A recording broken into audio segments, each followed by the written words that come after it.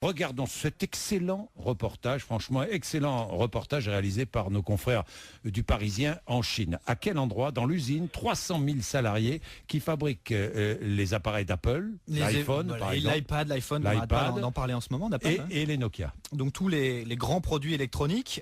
C'est une usine dans le sud de la Chine, c'est plutôt une ville, 300 000 salariés, c'est en gros la ville de Nice, qui est une usine à elle toute seule, marquée par une vague de suicides sans précédent. 11 suicides depuis le début de l'année, 2 tentatives, un mort d'épuisement, et on y découvre les conditions de travail derrière ces iPads, derrière ces iPhones. Interdiction de s'asseoir, un téléphone différent dans ses mains toutes les 7 secondes pendant 8 à 10 heures, avant une nuit de repos dans des dortoirs de 8 personnes, puisque tout le monde reste sur place, et la journée de repos, Jean-Jacques, c'est tous les 10 jours. Le salaire, c'est 100 € par mois, pour vérifier notamment des écrans d'ordinateur.